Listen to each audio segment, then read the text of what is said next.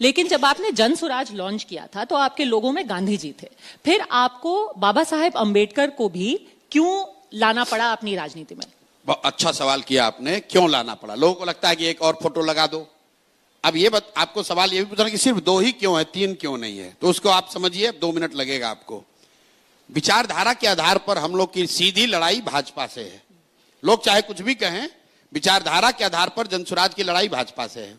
अब पूरे देश में विचारधारा के आधार पर भाजपा से लड़ कौन रहा है? तो अगर आप ध्यान से देखेंगे तो आज पिछली बार जितना भाजपा को वोट मिला है, भाजपा को वोट मिला करीब करीब 36%, लेकिन इनकंटेस्टेड सीट, क्योंकि भाजपा 543 सीट नहीं लड़ती है, uncontested seat their average is around 40%, मतलब 40% वोट भाजपा को पिछले चुनाव में मिला है।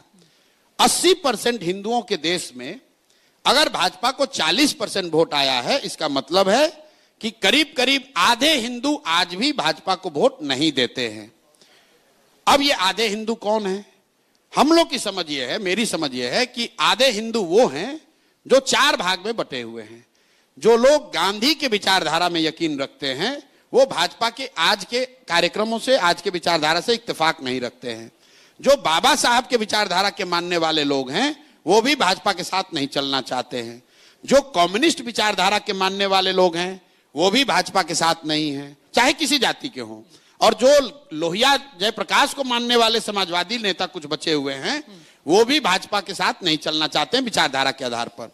तो हम लोग का जो राजनीतिक सामाजिक फॉर्मूला है कि अगर इन 4 विचारधारा के मानने वाले लोग मुसलमानों के साथ और अन्य माइनॉरिटीज के साथ सामाजिक राजनीतिक गठजोड़ बना लें तो वो डिनोमिनेटर बढ़ के हो जाएगा 60%, और वही तरीका है भाजपा को हराने का या उनसे लड़ने का। अब आप कहिएगा कि जब 4 है तो उसमें हमने 2 ही क्यों इस्तेमाल किया?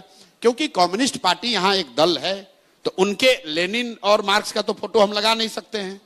दूसरा बच के समाजवादी लोग, तो समाजवाद के भी 1-2 लोग अभी टुकड़ों में बचे हुए हैं। तो जो 2 विचारधारा के लोग हैं, गांधी जी और बाबा साहब, अगर इन 2 विचारधारा के मानने वाले लोग भी साथ में आ जाएं और मुसलमानों के साथ, ईसाइयों के साथ, सिखों के साथ गठजोड़ बना ले तो वो भाजपा से लंबे समय में मुकाबला कर सकते हैं और उनको विचारधारा के आधार पर लड़के हरा सकते हैं। इसलिए वो 2 सिंबल है।